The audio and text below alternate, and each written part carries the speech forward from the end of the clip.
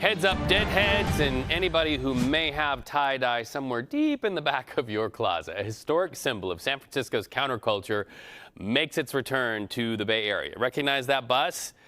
Well, in a few weeks, Ken Kesey's legendary Further bus will be part of an art exhibition celebrating none other than the Grateful Dead. This marks the last time the public can see this 1939 Harvester bus in its raw form before it goes under what a lot of people say is much needed restoration. So let's go live now to San Francisco Bureau Chief for the New York Times, Heather Knight. Heather, walk those of us who may not know about the historical significance, about why this is so historically weighty. I've heard about a bus heist, but this is a big, high bus, so to speak. Yes, that bus that you were showing is actually a replica made in the 90s, but the one that's causing such a stir here in San Francisco is even older. It dates back to 1939. It's that one on the right there that you're showing. It is very decrepit. It was purchased by the author Ken Kesey in the 1960s. He painted it with psychedelic colors and created a balcony on top, cut a sunroof in it, put in a huge sound system. And he and his buddies, called the Merry Pranksters, drove it across country. They were smoking weed, they were tripping on LSD, and they were spreading the word of opening your mind and loving each other. And Tom Wolfe famously wrote about this journey in the electric Kool-Aid acid test, which is why it's so famous. And this bus has been on a farm in Oregon where the Keseys live since 1969, not seen by the public.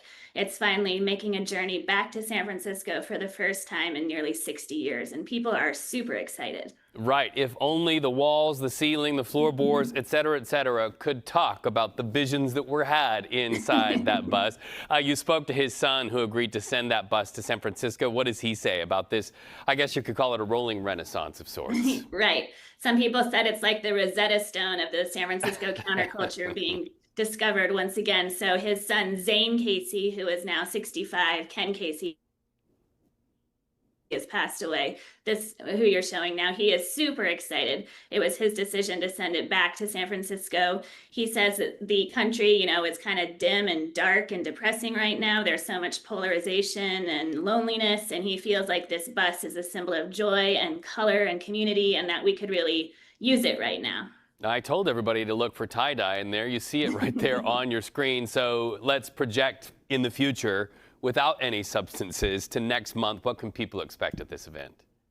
Right. So in a few weeks, this bus is going to be pulled out of that barn in Oregon, loaded on a flatbed truck, and driven down the I-5, a famous road for those traveling on the West Coast. It'll make its way to San Francisco over the Bay Bridge, and in the dead of night, it will make its way to the Hall of Flowers in Golden Gate Park. And on September 5th, it will be the centerpiece of a huge Grateful Dead 60s counterculture show that will be on display with a bunch of other artifacts, including a car owned by Jerry Garcia. And people can go see it for about 6 weeks here in the fall in San Francisco. What a long, strange trip. Heather Knight, thank you so much. It's good to talk to you. And I think one of our bosses here at CBS News 24/7, Rob Gifford, needs to expense this and turn a complete documentary. Thank you so much. Little telling on Rob. He's a deadhead.